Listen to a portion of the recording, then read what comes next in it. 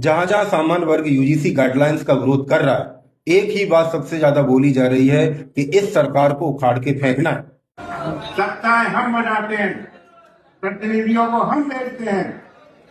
अब हमको उस प्रतिनिधियों की आवश्यकता नहीं है जो प्रतिनिधि मूक दर्शक बन के देखते रहे और यूजी। उखाड़कर फेंकोगे कैसे?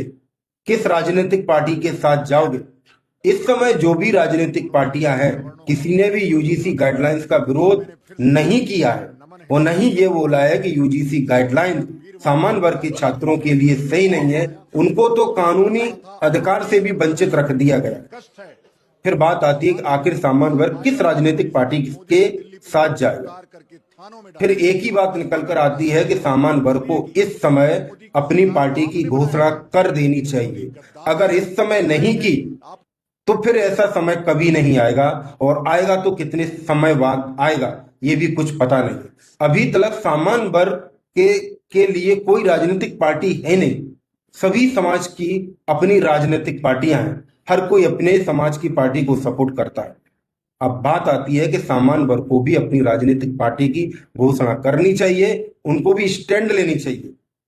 क्योंकि जब भी बात आती है तो यही कि कभी कभी तो सामान्य वर्ग कांग्रेस के साथ, कभी बीजेपी के साथ, क्योंकि उनके पास कोई ऑप्शन ही नहीं है।